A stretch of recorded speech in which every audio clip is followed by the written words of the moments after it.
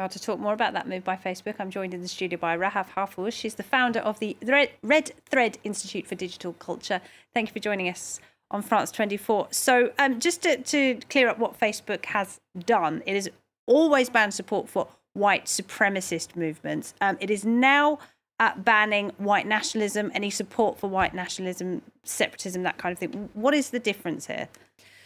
So the difference is, I guess they were, and I always have to be so careful because the nuances are quite particular, but the difference is that now they have decided that white nationalism is a separate category than, say, other nationalist movement like the Basque movement or other sort of pride movements, because it falls under the umbrella of white supremacy, that you actually cannot have a white nationalist movement that doesn't embody all of these racist tenets that we've grown to associate with white supremacy. So the distinction was, instead of creating a separation, they've just decided, rightfully so, that any sort of movement, whether it's white supremacy or white nationalism, are technically the same thing. We're just calling them different names. So for example, what about a Hindu nationalist movement? What about something like that would ban Muslims, something like that? Would that be barred under these new rules? Yes, anything under the community guidelines that goes so far as to make derogatory or hate speech towards another ethnicity, another race, another gender in many cases, is now covered under their new and adapted terms and their community guidelines. Well, some people might wonder, why has it taken Facebook so long to do that? That seems like a bit of a no-brainer.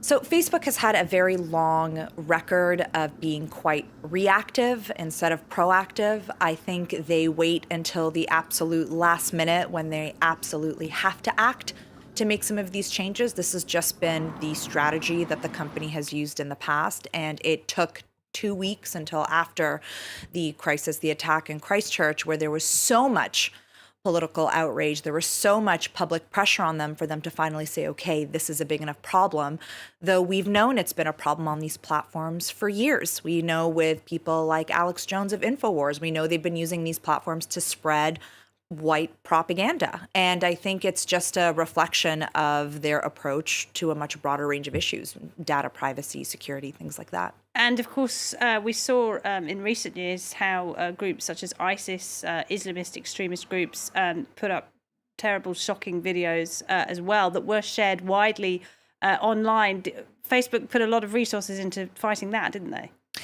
Yes, and I think this just goes back to a question of prioritization. I mean, what many people don't understand is just how much offensive content gets uploaded to Facebook on a daily basis. We are dealing with, hundreds of millions of posts of all sorts of things, not just racist and hate speech, but people that upload extremely violent content, people that upload inappropriate materials. And so I think we're starting to face one of the implications of having such a constantly connected reality, which is just a volume problem. They recently added several thousand more employees to their content moderator section, but I don't know if it's enough people to handle it.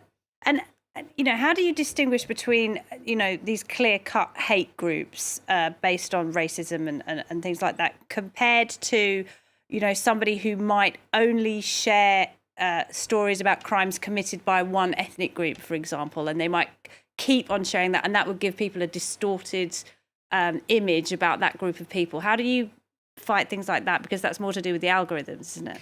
I think it's important to recognize that this issue, while Facebook is at the center of it, is quite nuanced. You have a couple of different elements at play. You have fake news. So a person who, let's give them the benefit of the doubt, might not know that what they're sharing is fake, but might be sharing it anyway. That is one enormous problem with the majority of people getting their news from social media.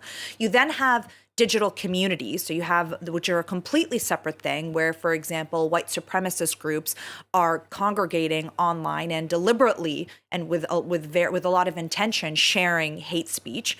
You then also have the moderator approach, which is how Facebook is going to try to deal with all of these changes. So then you have a moderator, which is AI, but also a human being that has to make this decision as to whether or not, on the abstract spectrum of, is it appropriate or not, they have to make a call of whether or not it violates community guidelines. And then finally, we live in an adaptive digital environment where many of these groups, now seeing harsher penalties, will adapt. I think it's very naive to think that this will eliminate this type of presence. I think as we've seen on other platforms, these groups get smarter, they use different words, they figure out out ways to get around it. So this is going to be an ongoing battle for the company.